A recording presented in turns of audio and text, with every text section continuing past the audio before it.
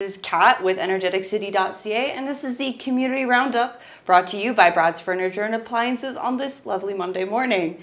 With me, we have Ben Waechter, right? Yeah, you got it. Awesome, from the Peace Valley Folk Fest. So, like I mentioned the last time I talked to you, I'm not from around here, and there might be others who probably aren't from around here. So maybe explain a little bit, what is the Peace Valley Folk Fest?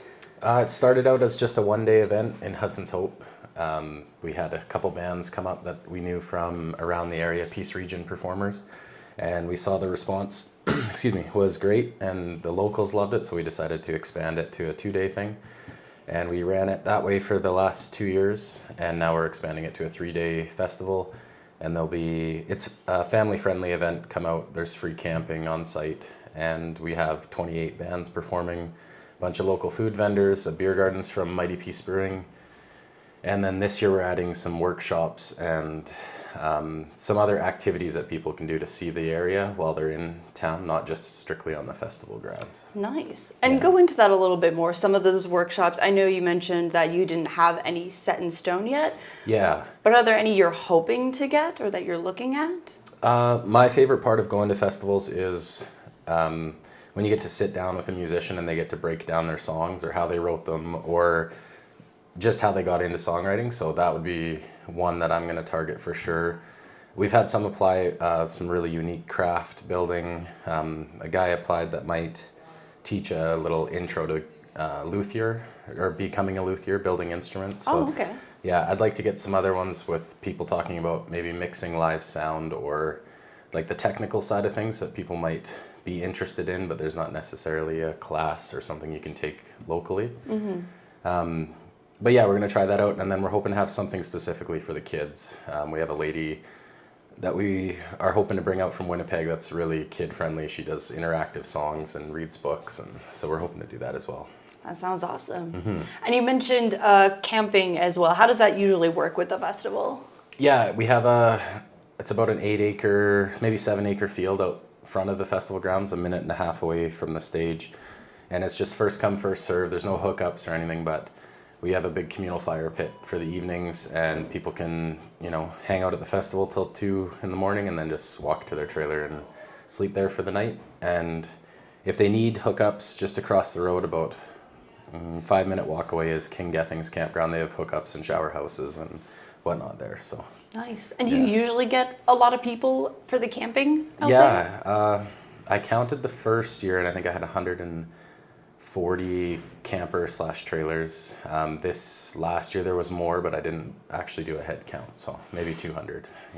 Okay, and so then you're hoping that further expands this year? Yeah, we'd love for people to stay and come and visit Hudson's Hope, and if they want to go to the hotels, that makes sense if they're more comfortable there, but we do love the idea of them just, sleeping on site and hanging out around the campfires. There was some fun jam sessions there last year that were great. Yeah, I bet. Are you more of like the camping person with these music festivals? Yeah, we always go, when we do attend festivals, we take a little travel trailer or sleep in the back of the SUV, or we like to be on site and experience it as much as we can.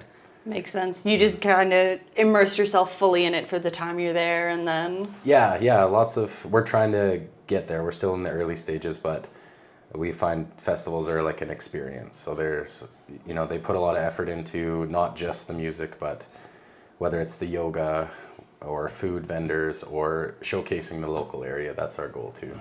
Yeah. And so you'd mentioned this year it's 28 acts? Yeah, we're adding, last year we did 24. This year we're adding 5. 3 of them are going to be on Sunday. Okay. And they're going to be Peace Region local musicians for sure. And then we're going to follow that with a 1.5 to 2 hour open mic. So if people want to bring an instrument and get up and try some of their songs with like a professional sound guy, it'll be pretty fun. Sounds like it. Yeah. And do you have any confirmed bands so far? Any returning? We don't. We try not to do returning year after year, just because we have so many applicants and only so many slots, and we'd love to bring new talent to the Peace Region. So some of the artists that applied in our first year, performed in the first year, might come back this year. There's a few of them that'll cross over. And then we sometimes, if like a musician plays solo one year, we might let them bring their band the next year. Okay. Yeah. So interesting. we have some confirmed, but we're just waiting to receive performer contracts and whatnot before we put out names. But by February 15th, we're going to start releasing some of the artists that are coming this year. All right. Yeah. And where exactly in Hudson's Hope does this take place? So it's called the Perks Arts and Event Center. It's an old school from the 60s that has been repurposed into like a community center. Okay. It's on the south edge of town, right on the Peace River, so you can look down over the bank at the water. And there's, I guess it's near the arena for people that have been to Hudson's Hope before. It's just kitty corner to there. Gotcha. Yeah.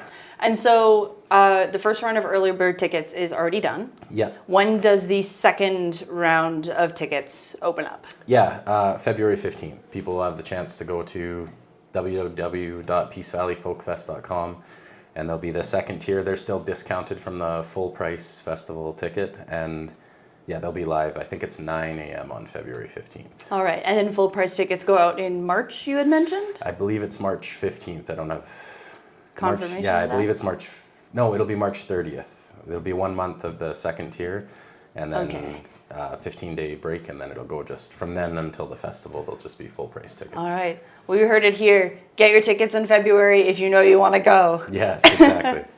And is there anything else you'd like to say to people to either entice them in or some fun facts about the festival this year?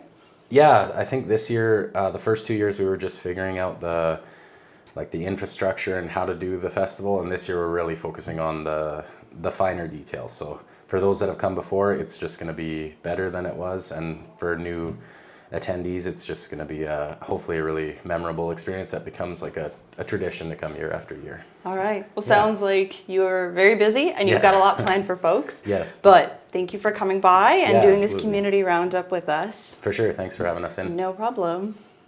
This has been the Community Roundup with Ben Waechter. Once again, I'm Kat with energeticcity.ca. The Community Roundup is brought to you by Brad's Furniture and Appliance, and I will talk to you guys